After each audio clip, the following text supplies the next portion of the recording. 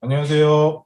여러분들하고 3시간, 오늘 3시간, 내일 3시간, 자동차 CC에 대해서 학습하게 될 국창호 교수입니다.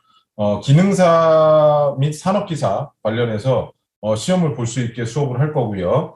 먼저 CC에 관련돼서 잠깐 정리를 하고 여러분들하고 수업 진행을 할게요. 지금 여러분들 공유 화면에 지금 보이고 있는 지금 예를 들면 이 내용이 우리가 전체 지금 자동차 구조를 배우면서 하게 될 내용입니다. 그래서 자동차를 먼저 한번 살짝 정리를 하고 넘어갈게요. 자동차 시험을 볼 때 먼저 우리가 이제 자동차를 구분을 하면 이 자동차를 크게 두 가지로 나누면 첫 번째 바디하고 그 다음에 셰시로 나눌 수가 있어요.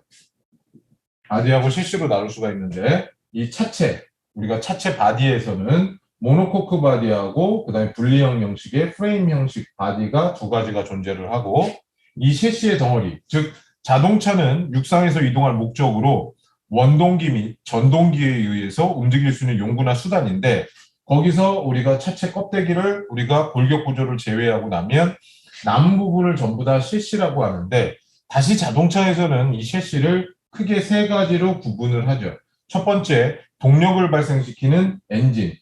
두 번째, 엔진에다가 바퀴를 달 수가 없기 때문에 엔진을 제외한 나머지 장치들을 달아서 자동차가 굴러가게 해주는 장치들을 우리가 똑같은 단어를 써서 셰시라고 하고요. 마지막, 이 엔진과 셰시를 작동시켜주기 위해서 우리가 추가적으로 전기장치라는 것을 써가지고 얘네들을 작동하게 만들어주죠.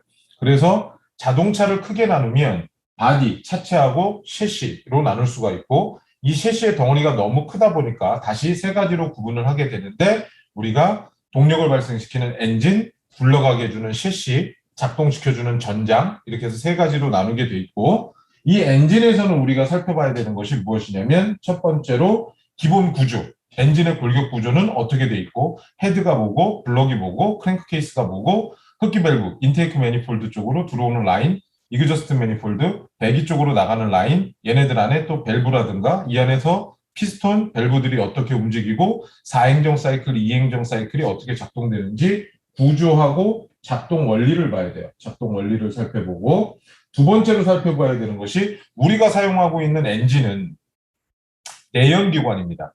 지금 물론 전기자동차나 뭐 하이브리드 자동차나 연료전지 자동차 같은 경우는 모터가 들어가지만 그건 우리가 친환경으로 별도로 따로 다루도록 하고 자 일단 엔진이 내연기관을 쓰게 되는데 이 내연기관은 스스로 우리가 동력을 발생시킬 수 없어요. 그래서 외부의 조건들을 받아서 하게 되는데 그게 이제 전기장치에도 필요하고 여러 가지가 있는데 중요한 것은 열 에너지를 발생시켜서 기계적 에너지를 바꿔서 우리가 회전 운동으로 변환해서 자동차가 움직일 수 있게 만들어주는데 그럼 그 열 에너지를 만들려면 화석 연료가 필요하게 되겠죠. 그래서 원유를 증류해서 가솔린으로도 쓰고 디젤로도 쓰고 LPG로도 쓰고 이런 우리가 퓨얼 시스템, 연료 장치들을 우리가 살펴봐야 돼요. 세 번째로 봐야 되는 게 우리가 지금 사용하고 있는 이 내연기관은 전부 다 예를 들면 금속으로 만들었어요. 금속으로 만들다 보니까 금속끼리 고체, 이 금속은 상온에서 수은을 제외하고는 전부 다 고체이기 때문에 고체끼리 움직여서 섭합, 부딪혀서 움직이게 되면 마찰 계수가 커요. 그 마찰 계수를 줄여서 원활한 작동을 할 수 있게 만들어주는 애들을 우리가 루브리케이션 시스템이라고 해서 윤활 장치라고 합니다. 윤활 장치. 그리고 우리가 네 번째로 열기관이기 때문에 열 에너지가 발생을 하면 우리가 순간적으로 가솔린이 흡입압축 폭발 배기에서 스파크 플러그가 점화를 일으켰을 때 연소되는 그 연소 온도는 2500도씨까지 상승할 수 있어요. 그러면 그 온도들을 정상적인 적당한 온도로 낮춰주기 위해서 얘를 식혀주는 것이 공기로 냉각하는 공냉식을 쓰기도 하고 물로 냉각하는 순냉식을 쓰기도 하는데 쿨링 시스템이라고 해서 냉각 장치가 필요합니다. 얘네들이 우리가 기본적으로 엔진에서 나오는 것이고 1980년대 후반부터 우리가 전자제어 시스템이라는 것이 들어가서 우리가 카 일렉트로닉스 컨트롤이라고 해서 전자제어가 여기에 추가가 되는 거죠. 자, 그러면 우리가 오늘 학습해야 될 셰시는 무엇이냐면 이 엔진에다가 바퀴를 장착할 수가 없어요. 얘는 지금 첫 번째 파워, 동력을 발생시켰는데 그 동력을 가지고 우리가 움직여야 되는데 움직일 수가 없다 보니까 엔진에다가 여러 가지 장치들을 달아서 자동차가 움직여질 수 있게 첫 번째로 만드는 장치가 바로 동력 전달 장치라고 해서 우리가 한번 살펴보면 전달 장치 살펴보면 여기 엔진이 이렇게 있어요. 이 엔진에서 발생한 동력을 바퀴까지 전달해야 되니까 클러치로 연결하고 끊어주고 변속기로 토크를 한번 변화시켜주고 전륜구동은 여기서 우리가 한 번 더 종감속을 하고 차동 기어를 통해서 차축 엑셀 샤프트로 바퀴까지 연결하면 엔진은 프론트 앞에 있는데 바퀴도 앞바퀴를 굴려준다. 프론트 드라이버. 그래서 FF 타입이라고 보통 표현을 해서 여러분들이 자동차 공학 시간이나 그 다음에 셰시 시간에 여러분들이 학습을 했을 거고요. 자, 이거를 우리가 뒷바퀴로 동력을 전달한다. 버스, 트럭, 또 승용자동차 중에 현대자동차가 1968년에 설립이 돼서 1976년에 최초의 차 포니가 나왔을 때부터 80년대 중반에 판매된 스텔라까지는 전부 다 후륜구동 차량이었어요. 그러다가 전부 다 전륜구동으로 다시 돌아가서 우리나라 지형에 맞춰서 사용을 하다가 2008년이죠. 2008년에 현대자동차에서 럭셔리 카를 만들어내죠. 제네시스라고 해서 BH, 지금은 이제 브랜드화돼 있지만 그때 당시만 해도 차명이었죠. 제네시스가. 그래서 그 제네시스가 최초로 다시 후륜구동 베이스로 나와서 우리가 지금도 제네시스 라인은 전부 다 후륜구동. 거기에 사륜구동을 우리가 쓸 수 있어서 현대가 만들어낸 독자적인 전자식 사륜구동 H트랙을 우리가 쓰기도 하는데 어쨌든 우리가 후륜구동이라고 해서 뒷바퀴 베이스로 우리가 자동차를 움직이게 만든다 그러면 프로펠러 샤프트, 추진축을 써서 뒷바퀴로 자재임, 각도 변화를 주고 뒷바퀴를 보내면 그래서 파이널 리덕션, 공간속으로 하고 차동 기어를 통해서 우리가 바퀴 쪽으로 빼내면 이게 지금 뭐냐 조코비치가 지네 있잖아. 우리가 둘 다 조코비치 이기네. 걔가 근데 일반적으로 조코비치도 있고 단일인가? 이번에 미쯔비시 자동차가 아무튼 걔도 세계 2위인가 세계 4위인가 하는 그 유명을 다 나달 말고 이렇게 쓰다가 나달 페더러 우리가 지금 뜨는 올휠 드라이브라고 해서 네 바퀴를 다 쓰는 방식도 표현을 하고 요즘에 와서는 H트랙이라고 해서 꼭지점이 4개이니까 네 바퀴가 다 돌아간다. 그래서 전자식 사륜구동을 쓰고 있죠.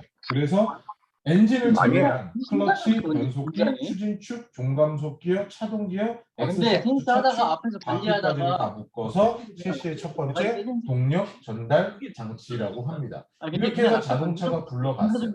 자동차가 굴러갔는데 이제 뭐를 잡아야 되죠? 자동차의 승차감을 향상시켜주기 위한 장치가 우리가 두 번째 현가 장치라고 하는 서스펜션 시스템. 그래서 노면에서 발생한 진동이나 충격은 최초로 타이어에서 흡수가 돼서 휠을 타고 링키지를 타고 차체 안으로 들어와서 사람한테까지 전달이 되죠. 그 사람이 밀착되어 있는 부분이 바로 시트입니다.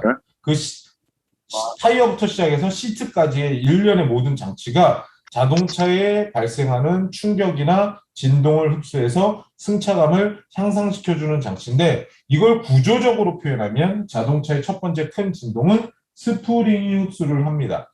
이 스프링이 다 흡수를 해줄 수 없기 때문에 쇼크옵쇼버가 그 피로 부담을 덜어주고요.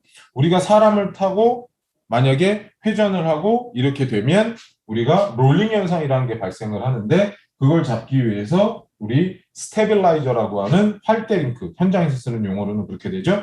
얘네들이 들어가 있어서 우리가 스프링, 쇼크옵쇼버, 스테빌라이저를 노면에서 발생한 충격이나 진동을 흡수해서 승차감을 향상시켜준다. 서스펜션 시스템 현가 장치라고 합니다. 세 번째는 얘네들이 이제 동력을 전달받아서 굴러가고 승차감을 향상시켜줬는데 방향을 못 틀면 안 되죠.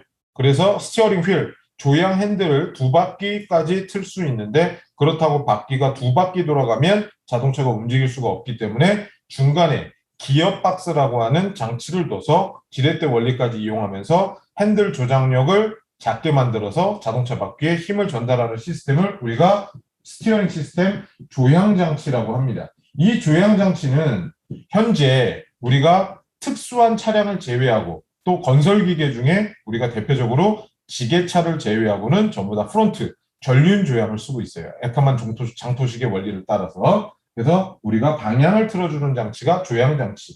네 번째가 이제 불러갔고 승차감 잡았고 방향 틀어줬으면 자동차를 세워줘야 되죠. 걔네들을 우리가 제동장치 브레이킹 시스템이라고 보통 표현을 합니다. 그래서 실시에는 이렇게 네 가지가 있는데 여러분들하고 이번 3시간 또 다음 3시간 동안 우리가 다뤄봐야 될 내용들이 바로 이 실시에 관련된 내용들이에요. 그래서 일단 먼저 실시가 뭔지를 알아두시고 자, 우리가 지금 엔진하고 셰시를 크게 나눠서 엔진, 셰시, 전장, 동력 발생 엔진, 굴러가게 해주는 셰시, 작동시켜주는 전장이라고 했는데 현장, 정비 현장에서는 얘네들을 뭐라고 부르냐면 보통 하체라는 표현을 많이 씁니다. 그 이유는 자동차 다 아래쪽에, 바닥 쪽에 얘네들이 설치가 돼서 들어가 있기 때문에 그런 표현을 쓰지만 우리가 구조적, 공학적 표현을 쓸 때는 자동차 샤시가 바로 이런 네 구성 요소로 되어 있다. 자, 그럼 마지막 우리가 전장을 살펴봐야 되는데 자동차 전장에서는 첫 번째, 자동차의 근본적인 전기 에너지를 저장하는 일반적인 2차 전지, 충망전이 가능한 납산 축전지를 우리가 쓰죠. 그래서 축전지가 필요해요. 축전지.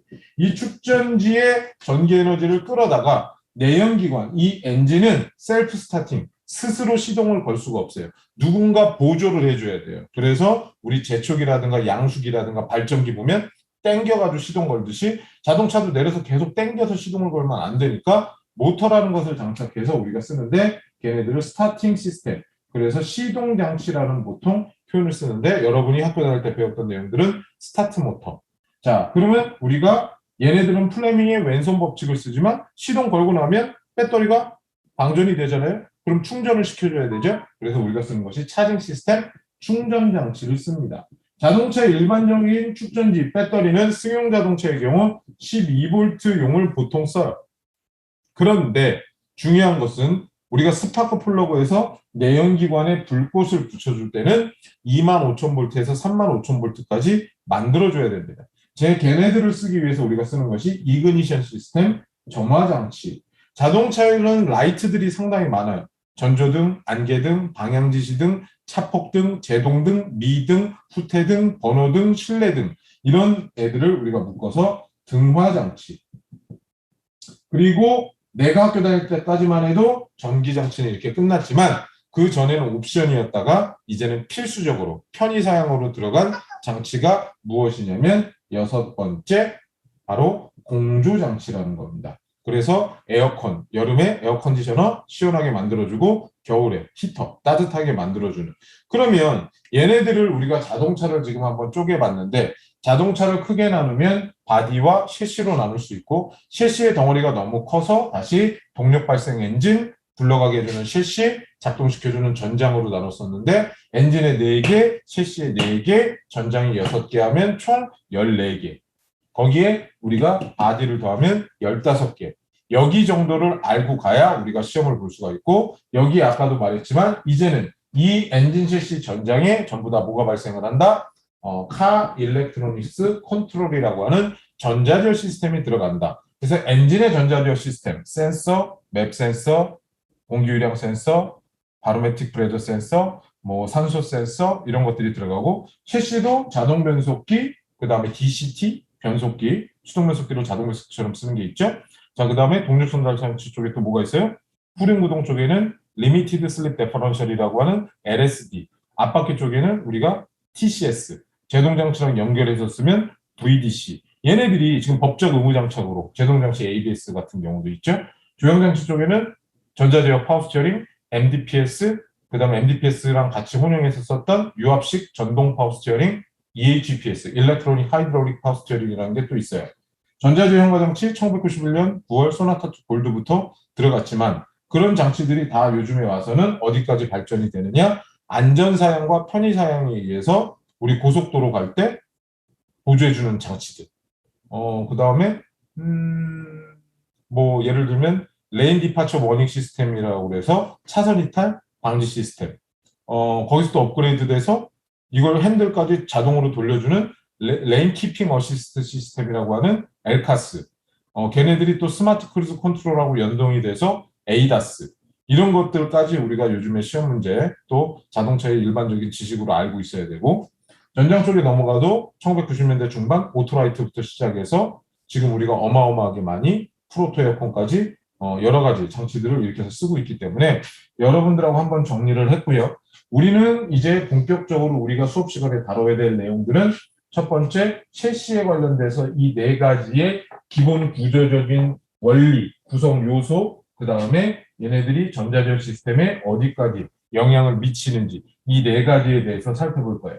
그래서 첫 번째로 여러분들한테 간단하게 이렇게 설명을 드렸고, 잠깐 화면 끄고 여러분들 교재로는 안 집어넣는데 여러분들 지금 제가 설명한 내용처럼 지금 이 화면에 보이시는 것과 같이 화면에 보는 것과 같이 자동차를 크게 나누면 차체와 셰시로 나눌 수가 있고, 자, 두 번째, 자, 셰시가 덩어리가 너무 크다 보니까 동력 발생시키는 엔진, 굴러가게 해주는 셰시, 작동시켜주는 전장으로 이렇게 구분을 할 수가 있고요.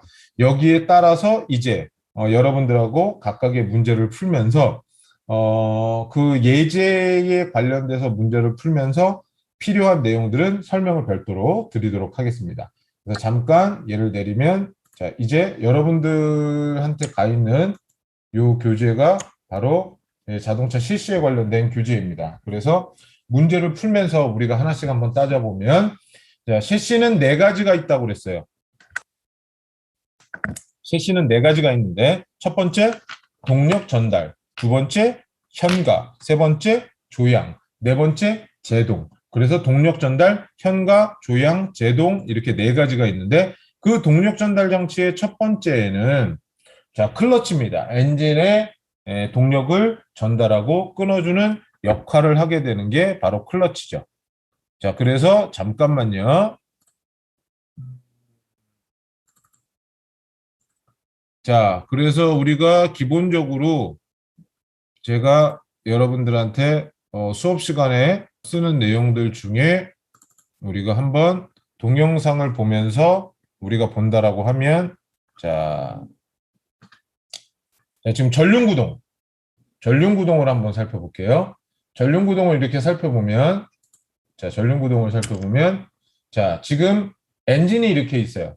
이 엔진에서 발생한 동력이 여기에 지금 바퀴가 이렇게 달려 있겠죠? 이 바퀴까지 전달을 하려고 그러면 전륜구동 방식인데 엔진에서 이렇게 발생한 동력이 플라이휠 쪽으로 나오게 되죠. 플라이휠에 나오면 이 플라이휠의 클러치가 지금은 자동 변속기에 유체 클러치가 이렇게 달려 있는데 수동 변속기는 마찰 클러치가 달려 있을 거고 이 클러치를 통해서 변속기 쪽으로 전달되면 변속기 쪽에서 토크 변화를 일으킨 후에 자 이렇게 파이널 리덕션이라고 하는 종감속 기어로 오게 됩니다.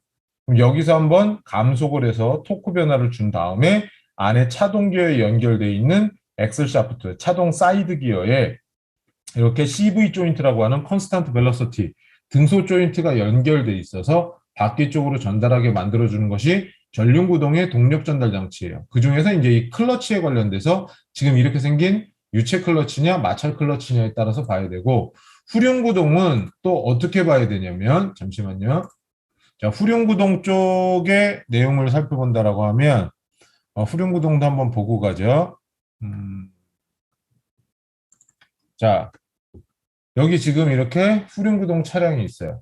이렇게 후륜구동 차량이 있는데 엔진이 앞에 있어요. 근데 바퀴는 뒷바퀴를 굴려요. 이건 이제 사륜구동 차량인데 사륜구동과 후륜구동을 다른 동영상을 보면서 다시 한번 자세하게 설명을 드릴게요.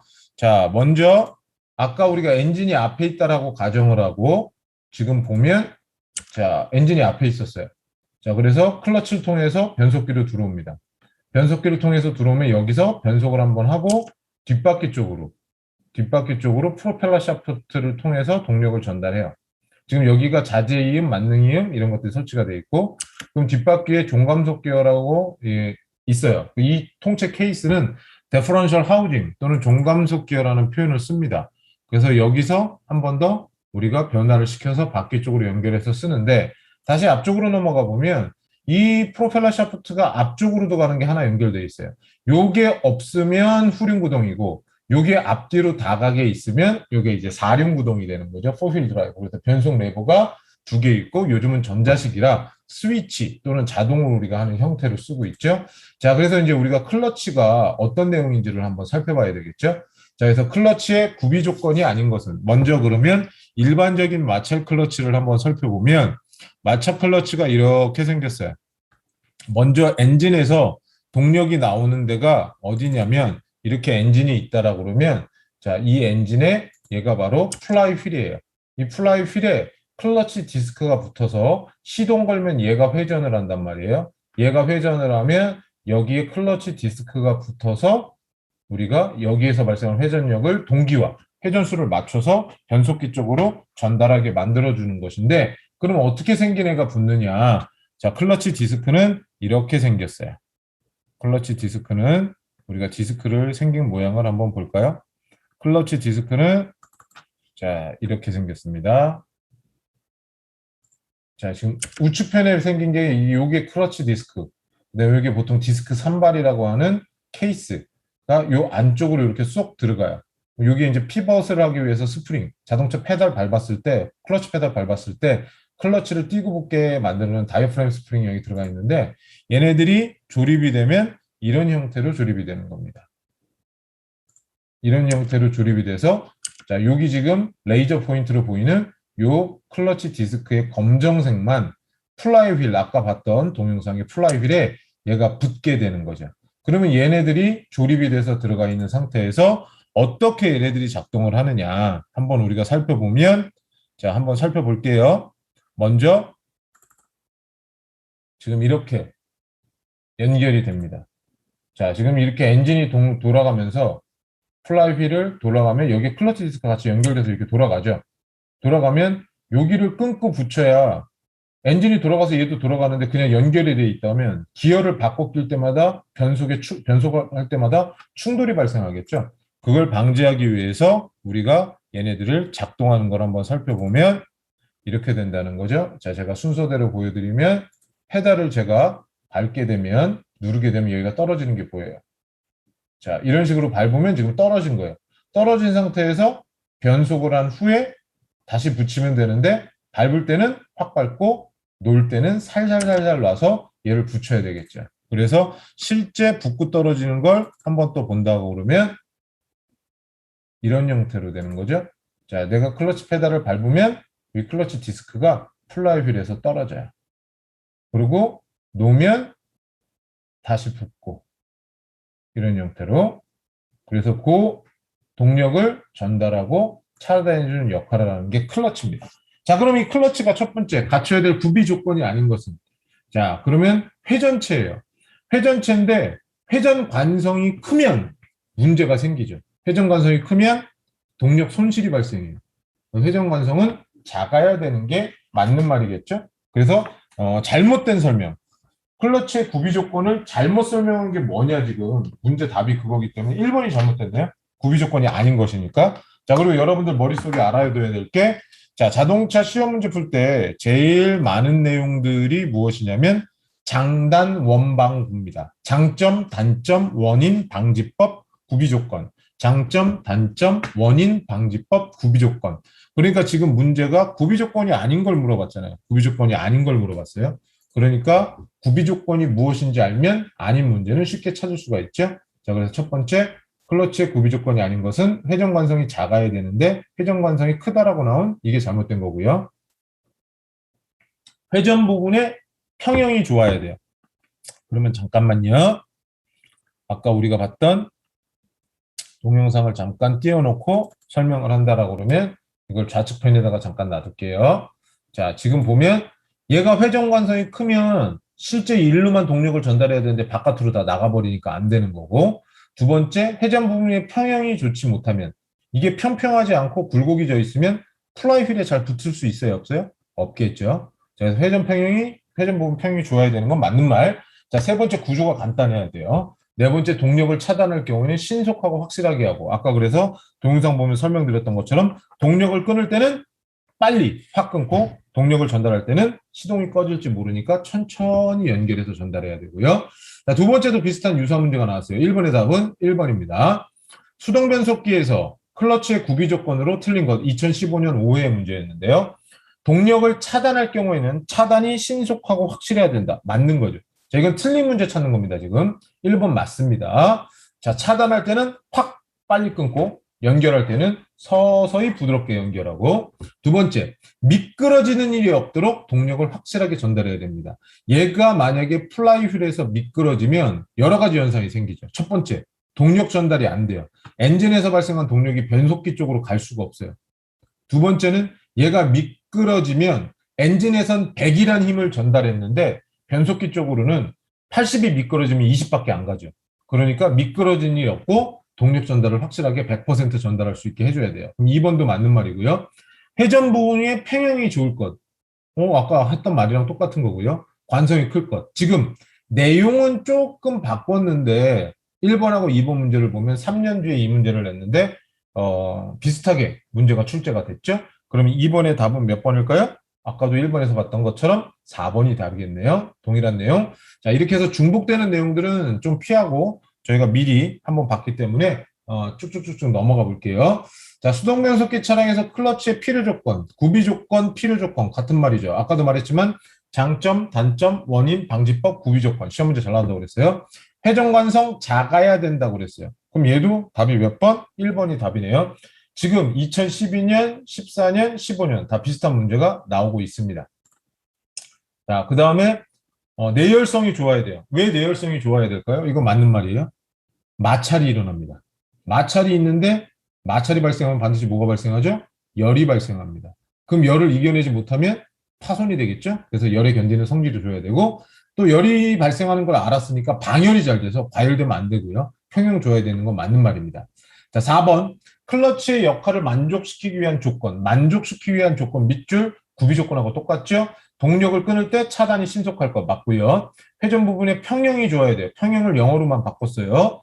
자, 회전 관성이 크면 안 된다고 해요. 똑같은 말이 계속 나오네요. 4번의 답도 3번. 방열이 잘 되고 과열이 되면 안 되죠. 자, 2012, 13, 14, 15 계속 똑같이 나오죠. 자, 5번에 또 나왔어요. 14년에 중복돼서 또 나왔네요.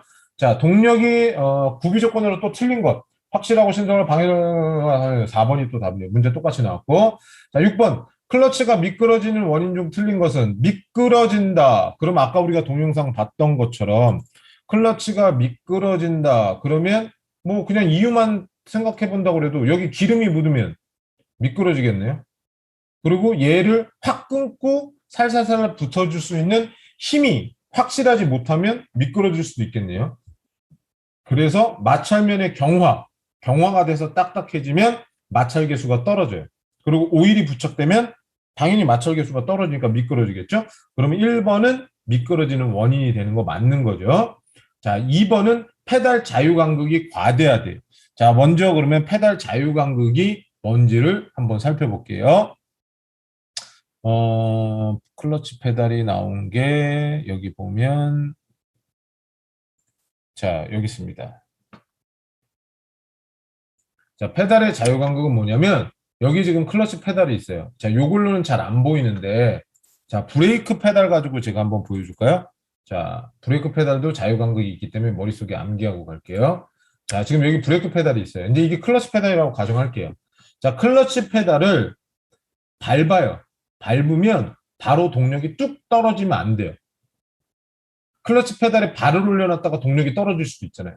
살짝 밟았는데 동력이 떨어질 수도 있잖아요. 그러면 원치 않게 나는 클러치 페달을 밟으려고 하지 않았는데 발의 무게 때문에 동력이 자꾸 떨어지는, 차단되는 현상이 발생을 할 수가 있기 때문에 그렇게 되면 문제가 발생을 하죠.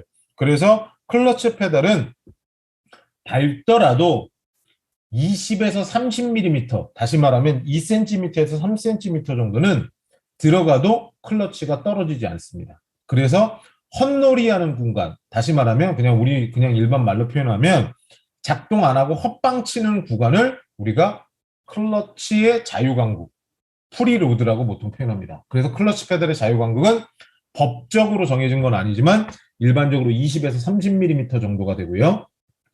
브레이크 페달도 마찬가지예요. 자동 변속기 같은 경우 악셀 페달 밟았다가 브레이크 페달에 바로 올려놨는데 어라? 브레이크가 잡혀버리네? 그럼 어떻게 돼요? 그럼 차가 서버리겠죠. 그러니까 브레이크 페달도 이 페달을 밟았을 때 10에서 15mm 클러치 페달 유격의 반 정도 1cm에서 1.5cm 밟아도 얘가 작동이 안 되게 자유간극이라는 게 있습니다. 다시 한번 설명을 할게요. 자, 클러치 페달의 유격은 20에서 30mm, 브레이크 페달의 유격은 10에서 15mm 정도가 되는 거고, 자, 여기에는 아직 안 나왔지만 실시의 세 번째에서 우리가 배워야 될 게 유격이 한 번 더 나오는데, 조향 핸들의 유격이에요. 조향 핸들의 유격은 핸들을 살짝 왼쪽으로 돌리고 오른쪽으로 돌려도 바로 바퀴가 움직이는 것이 아니라 핸들 외경, 바깥지름의 10에서 12.5% 이내일 것. 이건 법적으로 돼 있어요. 자동차 관리법에 조향 핸들의 유격은 핸들 바깥지름의 12.5% 이내일 것. 그러면 핸들 지름이 40cm라고 하면 40 곱하기 0.125, 12.5%니까 그럼 4일은 4, 4, 2, 8, 4, 5, 20.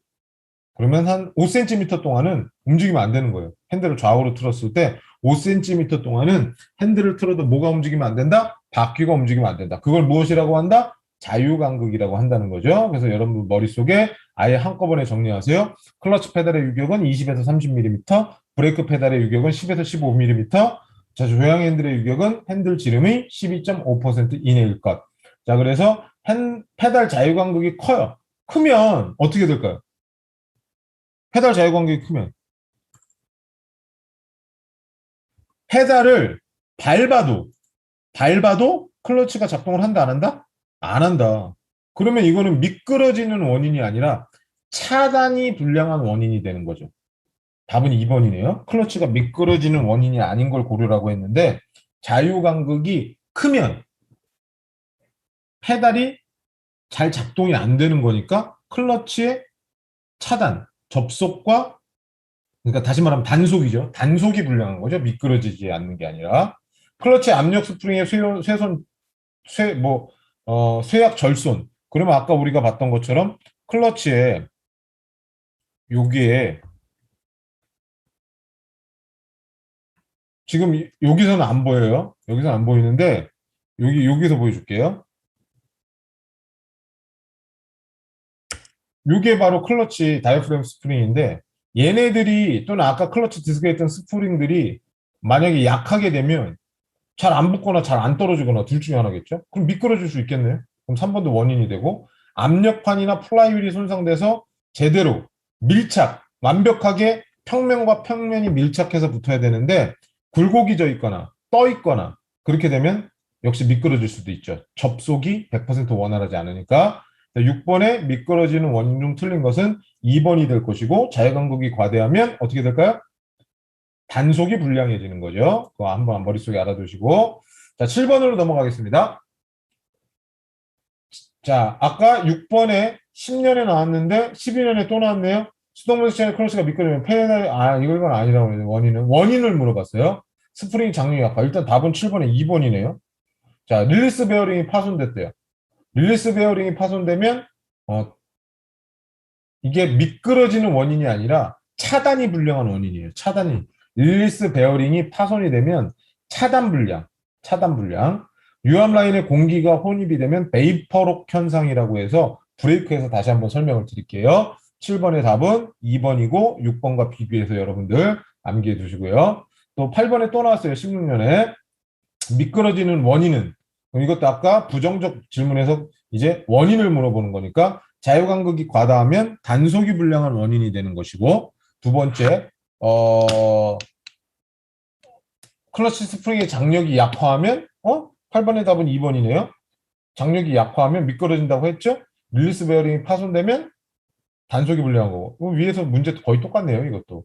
자 9번 클러치가 미끄러지는 원인 중 틀린 것. 자유간극 과대 아니라고 그랬고 오일 부착하면 미끄러지고 자 그럼 답은 1번이겠네요. 9번의 답은.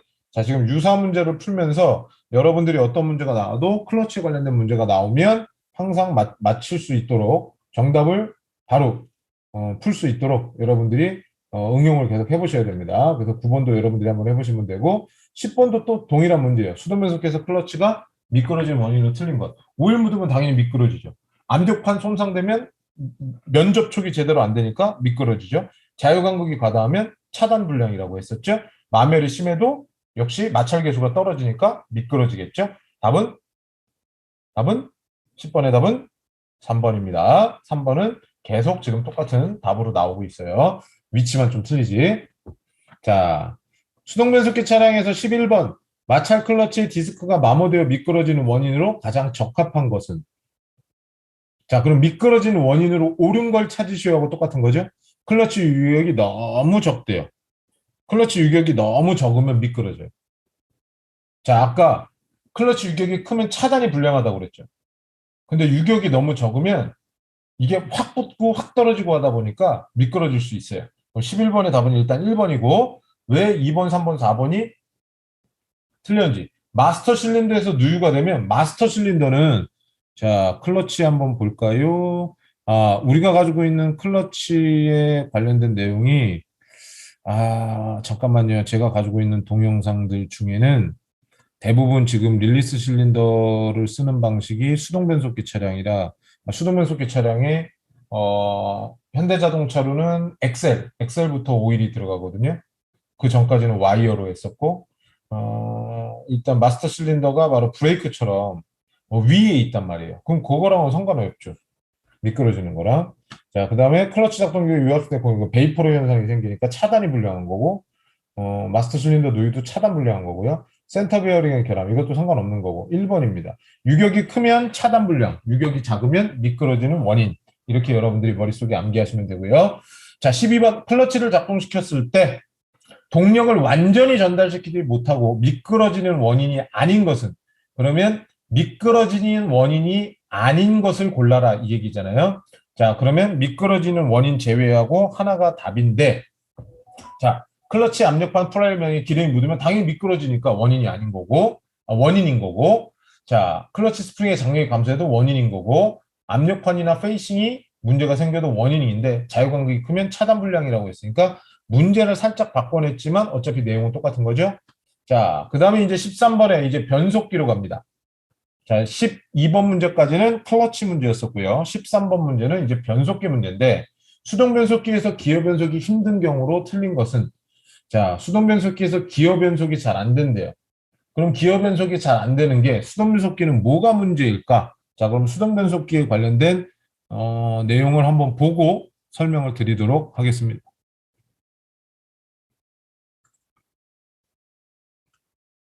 자, 지금 여기 수동 변속기하고 클러치가 이렇게 연결되어 있어요.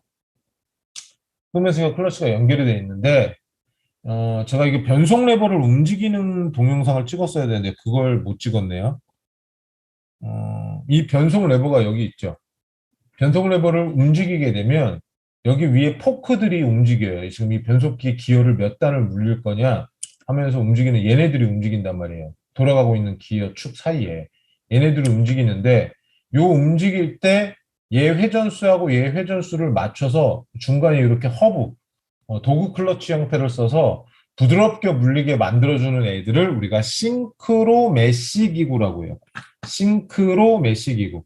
싱크로의 사전적 의미가 동기예요. 동기. 다시 말하면 같이 맞춰준다는 얘기예요.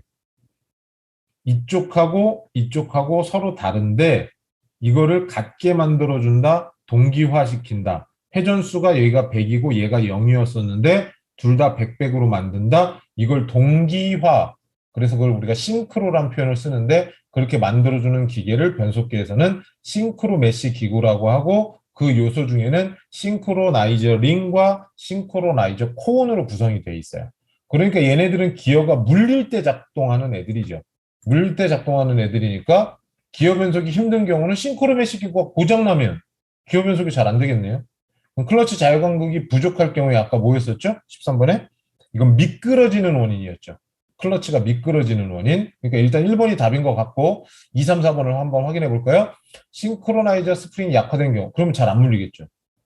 변속축 혹은 포크가 마모됐어요. 포크가 딱 물려서 왔다 갔다 해줘야 되는데 이게 안 되면 안 물리겠죠. 잘. 싱크로나이저 링과 기어콘이 접촉이 불량한 거. 역시 세 개는 다 변속기와 관련된 내용이고 1번은 미끄러지는 원인이 되는 것이고 자유간극이 크면 차단이 불량한 원인이 된다라고 아까 설명을 드렸죠. 자, 그래서 여러분들 여기까지 12번까지 13번까지 확인을 했고요. 자, 한 문제를 더 풀고 쉬는 시간을 드릴게요. 자, 14번.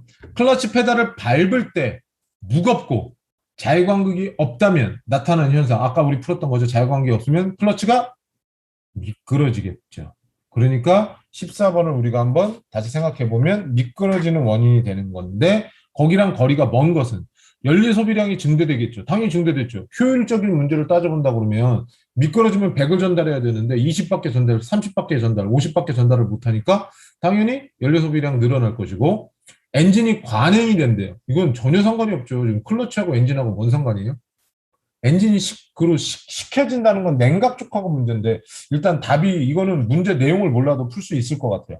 14번의 답은 일단 2번이고 주행 중 가속 페달을 밟아도 차가 가속되지 않는 건 당연히 미끄러지니까 과속이 안 되겠죠.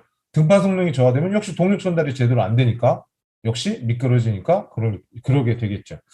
답은 일단 2번인데 전혀 생뚱맞게 2번의 내용이 나왔기 때문에 이건 쉽게 풀 수가 있는 내용이고 또 15번도 4년 뒤에 나왔던 문제인데 똑같은 문제고요. 16번 클러치 페달 유격 및 디스크에 대한 설명으로 틀린 것은 아까 클러치의 유격은 20에서 30mm, 페달 유격이 작으면 미끄러지고 페달 유격이 크면 차단이 불량하고 그럼 1번 맞는 거고요.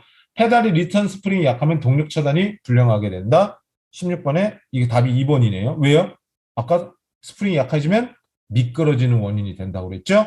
자, 오일이 묻으면 미끄럼 원인이 되고 효율 나빠진다. 16번의 답은 2번이 되겠습니다. 그래서 16번까지 여러분들 풀고 잠시 10분간 쉬었다가 17번부터 다시 풀어드리도록 하겠습니다. 쉬세요. 수고하셨습니다.